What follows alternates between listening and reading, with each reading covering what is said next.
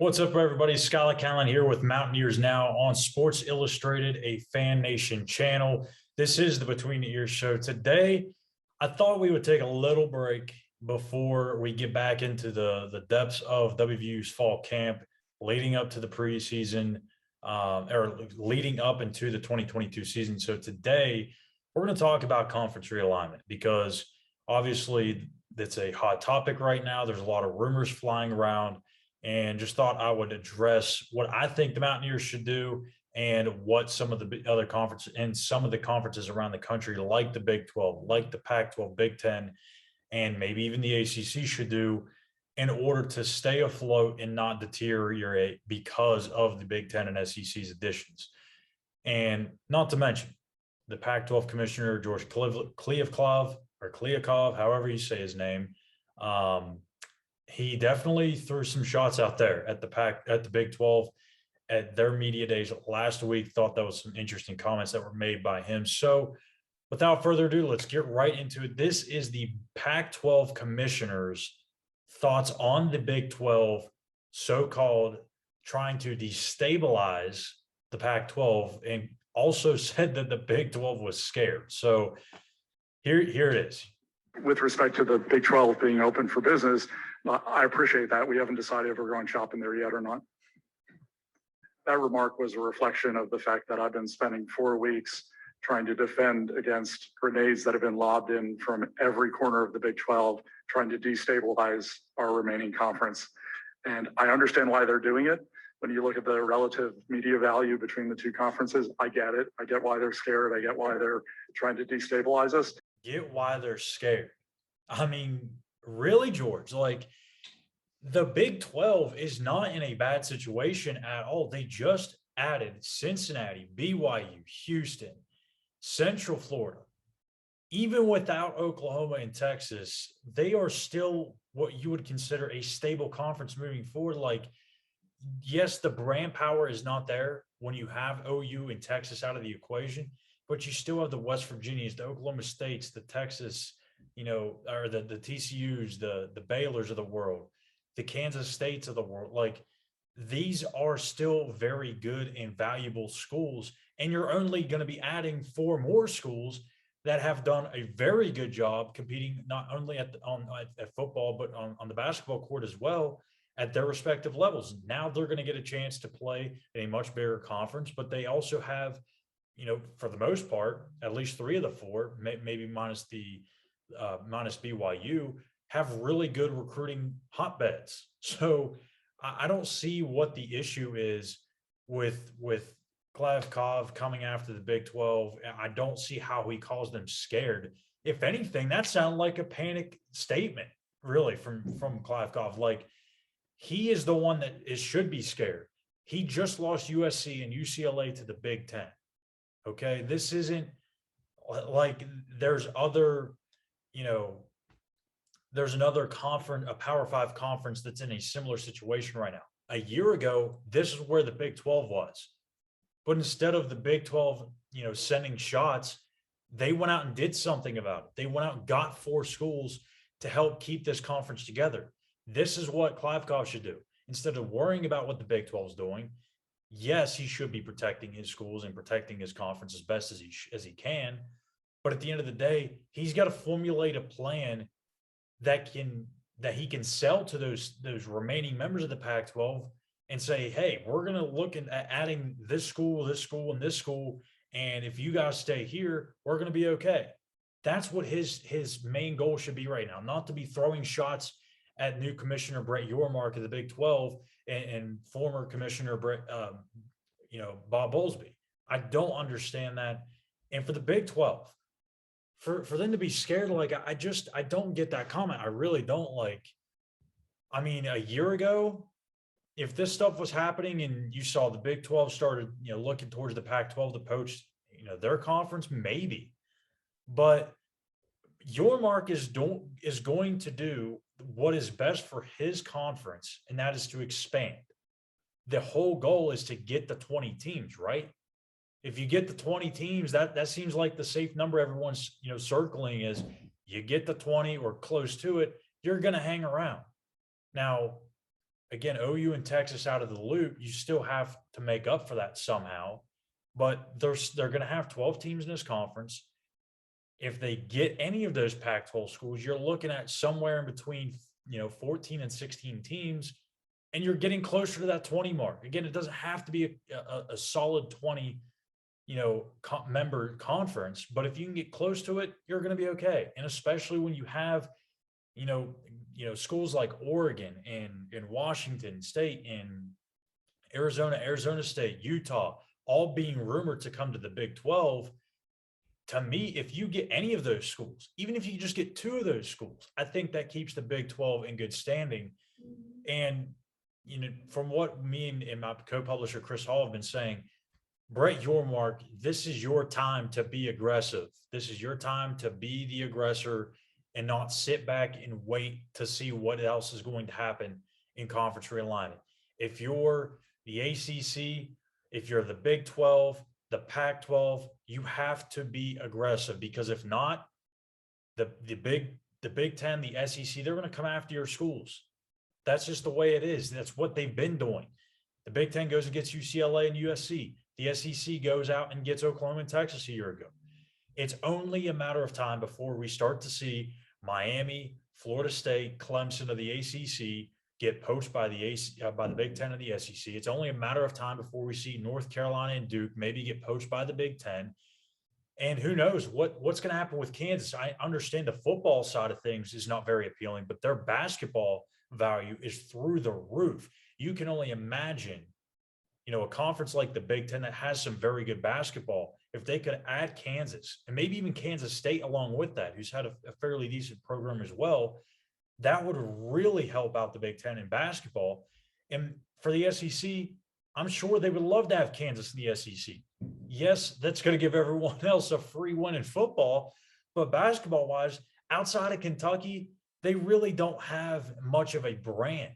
So I think giving Kentucky a natural rivalry in maybe not a natural rivalry, but a new rival in Kansas, that would just put, the ratings through the roof for those games. So, I know they play some of those non-conference games in that midseason tournament between Kansas and Kentucky, and they do some of the big, or if they don't do that, they do the Big 12 SEC Challenge. But for it to actually mean something, for them to play maybe twice a season and it to mean something in the conference standings, that would be a lot of fun. And I know the SEC would love to have that idea. Again, if you bring Kansas in, you have to understand that you're not bringing in anything football-wise. But I think for the SEC, they've already got the brand power in football with Alabama, LSU, Florida, Auburn. I mean, just the list just goes on and on and on. Georgia. And you can probably sacrifice that because of all those big time programs that you have football wise to add a big time basketball school like Kansas. But back to the Big 12, Brett Yormark, I think he's got the right idea, and you can kind of see it, spinning in his head a little bit when we were back at media days a couple of weeks ago in Dallas. He didn't want to give away any plans. Obviously, at that time, he wasn't even the actual commissioner. He was the commissioner in waiting. He didn't start until Monday. So you can't really blame him for kind of keeping his plans close to his chest, but he's a kind of guy, he's a businessman. He's an aggressive businessman. And it just seems like he's the kind of guy that this conference needs. He talked about trying to be hip and more cool. That's what the Big 12 needs. But it's also, how do you get this conference to stay afloat? To me, hip and cool would be go and get Oregon, right? Go get that big Nike school that can bring in all the flashy uniforms and the winning tradition of football and even basketball with Dana Altman, the job he's done that basketball program. Like that's a very, very attractive program in Oregon. The Big 10 is going to be interested in that. We have already seen those rumors. If the Big 12 can get in on Oregon and bring them in, maybe bring the Arizona schools and Utah, that's a very, very strong 16 schools. Very, very strong. My thing is, for the Pac-12, you understand that Oregon is now your big brand. that is going to be the make or break of this conference. If Oregon leaves, you're going to be in a world of hurt. And I think that's the big problem they're going to have, because when they look at the potential revenue from the Big Ten or maybe even the Big 12, they're going to look at that and say, why would we stick around the Pac-12 when there's bigger revenue opportunities elsewhere? And what are you going to do to keep Oregon in the Pac-12? What are you going to do to keep any of those schools in the Pac-12? The only idea that I've came up with is kind of copycatting the Big 12 to a certain extent, looking at maybe San Diego State, Boise State, maybe Fresno State, and then you can maybe make a play for Notre Dame. I don't see it happening, because obviously that whole situation with their TV rights, that's going to be a fiasco for any conference to really join in and get Notre Dame. But if you get Notre Dame, they already have, a built-in rivalry with Stanford. I don't know. I think that's their best option. They're not going to swing anybody out of the Big 12. I don't see that happening. The only way that happens is if somehow, some way, the ACC stays together. They keep Clemson, Florida State, Miami. They are able to draw West Virginia into the ACC and maybe take Central Florida or Cincinnati before they even get to the Big 12. If that happens, which I very highly doubt, if that does happen though, then that's maybe when we see the Pac-12 going after Big 12 schools. But I just don't think that's going to take place. Now, for West Virginia, what do they do? Do they stick around in the Big 12? Do they wait it out and just hope that this new formed league is going to be good enough to be considered a Power 5 conference moving forward? Or do they need to look elsewhere, whether it be the ACC? I know the Big Ten, they've got that AAU accreditation thing that would keep West Virginia out, but as long as the Big Ten is eager in terms of expansion, are they going to continue to stick to that? Are they going to revisit that rule? And because, there's going to be a few schools out there that may not have that AAU affiliation, and they may say, hey, if we can get this school in, let's just get rid of the rule. I don't know if that'll happen. I think they're going to try to do everything they can to stick to that in regards to the tradition and the history of the conference. So for West Virginia, it's like you're sticking in the Big 12 or you're going to the ACC. That's really the only realistic options right now. I don't see the SEC being much of a fit. I don't think that Shane Lyons would want to put them into the SEC with all those big brands, knowing that they can't compete against those big brands. So, if I'm Shane Lyons, I think right now I would stay put, because what do you do if you go to the ACC and a year or two from now, Clemson decides to leave, Miami decides to leave, Florida State decides to leave, maybe North Carolina and Duke get pulled away? Then it's going to be essentially the Big East. And we saw how that went the first time around. The Big East just collapsed. And Pitt went elsewhere, Syracuse, West Virginia, Louisville, they all just went to different spots. So I don't think you can move from the Big 12 to the ACC until you know for certain Clemson, Florida State, Miami, North Carolina, Duke. If those 5 schools make it known that they will stay in the ACC, and again, even if they say that, anything can change. But if you have a very good feeling that those 5 are going to stay, then maybe you do make that move. It makes it a lot easier on the fans for travel. It just makes more sense geographically for the team. I know Neil Brown said it didn't really hurt them in football, but for basketball, Bob Huggins has been very, very adamant about it, that it is absolutely brutal, especially when they come home from a late night game where they make tip off in Lubbock at 9:00 and they don't get home till God knows what time in the morning, and they got to go to school, and then they got to go to practice, and then boom, they got a game on Wednesday. So it's just, it's a hard situation for WVU to be in right now, but I think they're actually in a good spot. A year ago, I would say there'd be a lot of worry. And I get the concern from the fan side of it, because when you see all these schools moving around, West Virginia's, yeah, they're probably not going to be at the top of that list for the AC or for the SEC and the Big Ten. And who knows if the ACC is even interested. I think that's, again, if Notre Dame comes into play as a full-fledged member of the ACC, which I don't think that's going to happen either.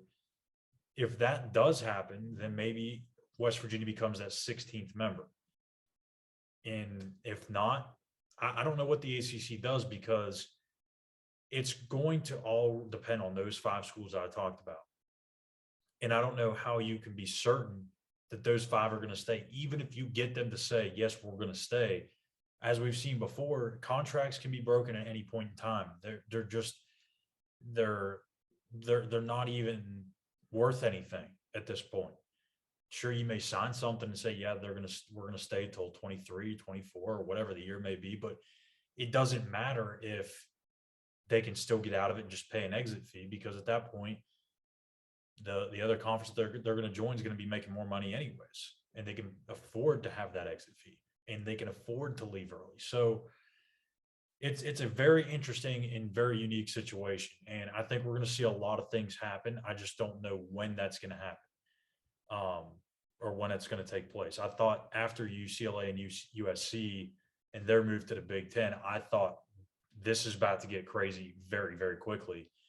We saw the rumors kick up and swirl with the Big 12 and the Pac-12 schools. We've seen Notre Dame get thrown around. We've seen Oregon tied to the Big Ten. We've seen a couple of other schools tied to the Big Ten. We've heard the rumblings of Miami, Florida State, and Clemson to the SEC. But that's all it's been to this point. It's just been rumors. It's nothing. There's been no serious conversations at this point. So for me to think that anything's going to happen within the next week or so, I don't know. I think at this point, it's going to be what it is. Maybe this comes back around early next summer and it's kind of quiet until then. You'll hear some things pop up here and there, but I don't think you're going to see the full, change of conference realignment this offseason. I think I mean, again, I could be completely wrong and everything could go to, everything could hit the fan tomorrow, but I don't think at this point we're going to see a lot of changes, a lot of craziness. I think you'll see a lot of plans being formulated, especially from the Big 12. I know they want to act fast, but Brett Yormark, this is literally his 3rd day on the job. So I don't think we're going to see any crazy things out of them. The Pac-12, they've got a ton of problems to deal with in terms of just trying to keep that thing together when UCLA and USC move out. So I don't know what intriguing options are going to be there for them. So that's probably going to take some time to formulate their plan. The Big Ten, the SEC, they seem pretty good right now. They may start looking to add another school or two, but I don't think they're panicking at this moment or rushing to make a decision. And then the ACC, I think it's the same situation the Big 12's in. They're okay. They may look for ways to expand, but they've got to be able to just kind of get through this summer and see what plans they can formulate. So that's going to do it for today's Between the Ears show. I know we talked a lot about conference realignment, not much about the WVU football team. We're going to get back to that stuff on Friday. I'm going to have Eugene Napoleon with me, who is the host of Napoleon's Corner on YouTube. He's the host of Relatively Sports, which you can find here on Mountaineers Now on SI. And he's also going to be my co-host of the Walkthrough Game Day show for the 3rd straight season. And we're going to start kicking that show off later this month. And I believe it'll be the week before the Pitt game. We're going to do a preview of the Pitt game, a short abbreviated version of a season preview as well. But Friday, I'm not sure exactly what we're going to get into, but it will be WVU football related. So if you're looking forward to more content like that, be sure to come back here on Friday at 6 p.m. here on the site, or you can check us out on YouTube. Be sure to subscribe to our account on YouTube as well to not only get updates of when we publish new videos, but to also keep our numbers up. And that way we can still continue to pop up on your feed on YouTube as well. So it's Mountaineers Now on YouTube and on our site, as well. So for Schuyler Callahan, this has been the Between the Ears show. We'll see you guys back here at 6 o'clock on Friday.